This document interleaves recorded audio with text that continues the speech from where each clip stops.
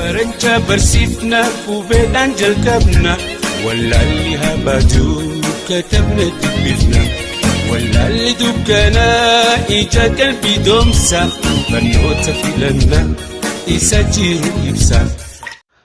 السلام عليكم أكم نجاجرتني برنامج كينيا خجويا هرا وروتا لكويسا جنا إيجال هرا برو بربادة نيفي وربيتني وروتين بيه نجارو سري تهردفو قبضني خنافو لكويسا توكو أكسمو لكويسا توكون ألتي لكويسا دواك أبو فاكمين أكا أدبا فتن اسم برسيسا خنزورا بليونا توكو هجا كما دبا توكو هجا كما قراني تبران جرا هرمو lakkoofsa tokkorraa eegallaa jecha jalqaba maal godhuu qabdanii YouTube kana guddisuu qabdan subscribe godhaa sin kadhachuu qofa osoo hin taane ofii keessanillee godhuu qabdanii kanoo bakka kana tuqachuu qabdanii subscribe godhaa yoo jedhe bakka kana yoo diimaa ta'e qofa tuqtanii yoo daalacha ta'e gootanii ta'an ta'eef yoo diimessitan ni deebi'a waan ta'eef hin tuqinaa asmoo bakka kana like godhaa sin jedha amma immoo gara barnoota keenyaa ceena.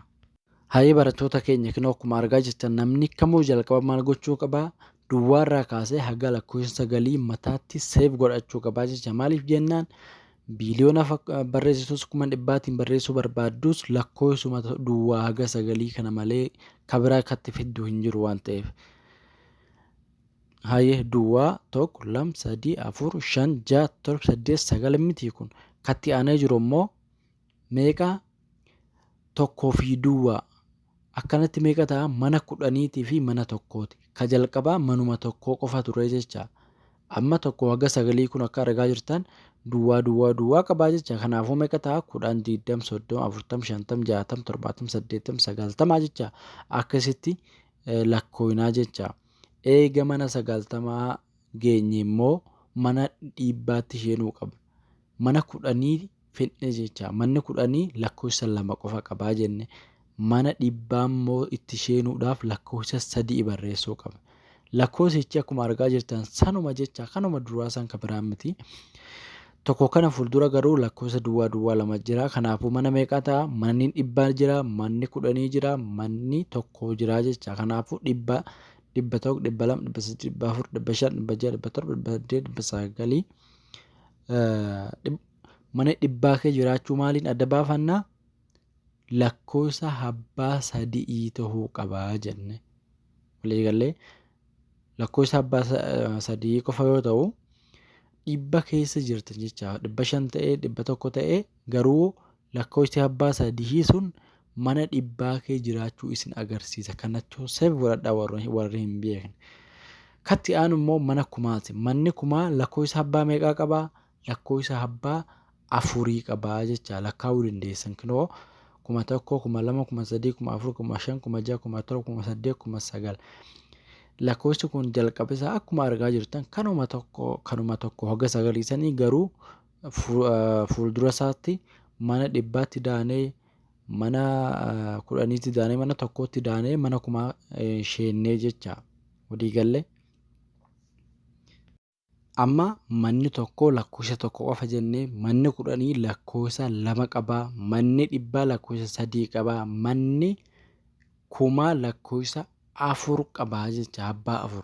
Kana mataatti qabataniin booda tartiibaan immoo lakkaa'uu qabna jecha tartiibaan. Fakkeenyaaf 10 jennee 20 jennu maaliif 10 jennee 11 12 13 jechuu qabna miti. Kanaafuu amma mee tartiibaan lakkooyna.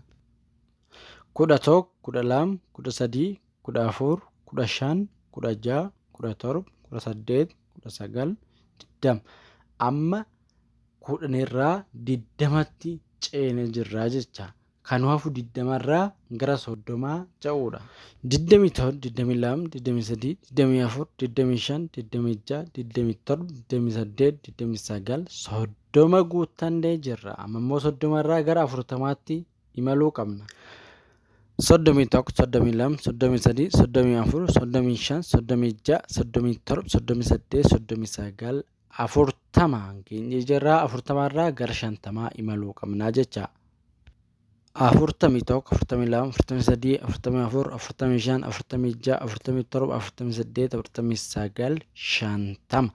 Haaluma kanaan mana 11 gara 10 jidduu isaanii 1 2 haga 10 san guutuutu nu hafee jira malee 10 20 30 40 50 60 70 80 90 jennee barreeffannee lafa kaahannee jirra jecha.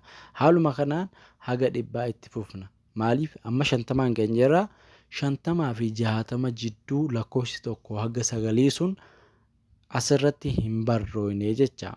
Kanaafuu barreessuu qabdan waan ta'eef 51 52 53 54 55 56 57 58 59 60 jecha 60 geenyee jirra.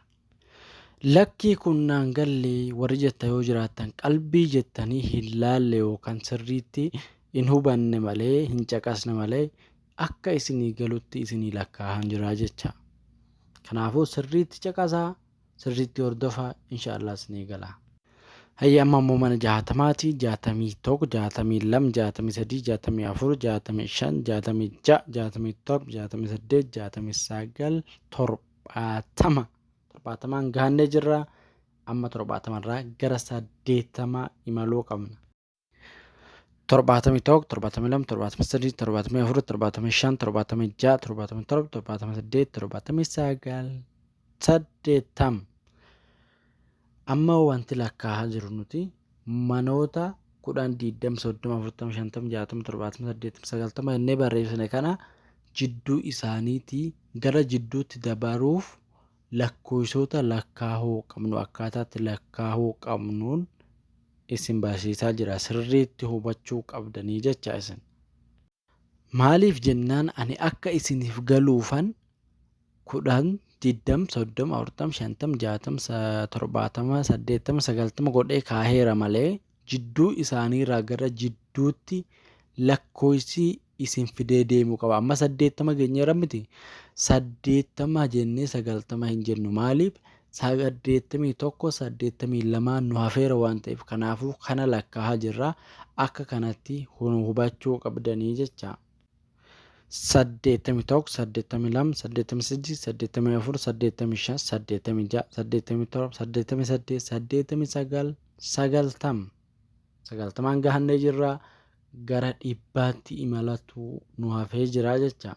91 92 93 94 95 96 97 98 99 mana 100tiin geenyee jirra jecha. Amma jamtootaa fi jaalatamtoota barattoota keenya barnoonni har'aa isinii galeera jedhee abdaadhaa. Isinirra wanti jiru hiriyoota keessa warroota hin beekneef liinkii gareerratti isinii gadhiisu sheer gochuudhaan bira gahuu qofa jecha. Kanaafuu ani sagantaa kiyya har'aa asumatti xumureen jira.